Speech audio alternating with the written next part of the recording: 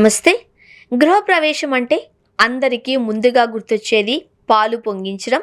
కొత్తగా ఇల్లు నిర్మించుకున్న, అద్దె ఇంట్లోకి వెళ్ళినా సరే చాలామంది పాలు పొంగిస్తూ ఉంటారు. అయితే గృహప్రవేశం చేసే సమయంలో పాలెందుకు పొంగిస్తారు? పాలకు గృహప్రవేశానికి ఉన్న సంబంధం ఏంటి? దీని గురించి పండితులు ఏం చెబుతున్నారో ఇప్పుడు చూద్దాం. పాలు పొంగించడం అనేది వాస్తుశాస్త్రం ప్రకారం చాలా శుభప్రదం. పాలు తెలుపు రంగులో ఉంటాయి.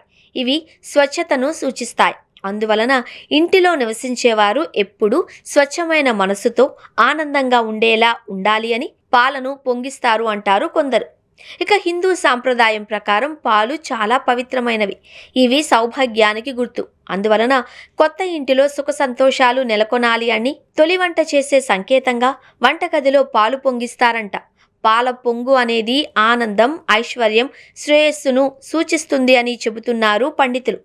కొత్త ఇంటిలో కొత్త కుండలో పాలను మరగబెట్టి పొంగేలా చేసినప్పుడు అది ఎలానైతే పొంగుతుందో ఆ పొంగు బయటకొచ్చినట్లే ఇంటిలో ఆనందం, శ్రేయస్సు, సంతోషం, సంపద, ధనం పెరుగుతాయి అని చెబుతున్నారు పండితులు. అంతేకాకుండా నూతన గృహప్రవేశం రోజున పాలు పొంగించడం వెనుక అనేక కారణాలు ఉన్నాయి అని చెబుతున్నారు పండితులు. ముఖ్యంగా వాస్తు దోషాలు తొలగిపోతాయంట. వాస్తుశాస్త్రం ప్రకారం పాలు చాలా పవిత్రమైనవి.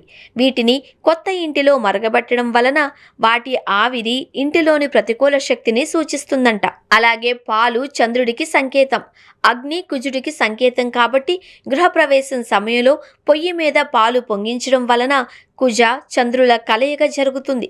ఇది ఇంటికి, కుటుంబానికి చాలా వాస్తుపరంగా మేలు చేస్తుందంట. ఇంటిలో సంతోషకర వాతావరణాన్ని సృష్టిస్తుందట.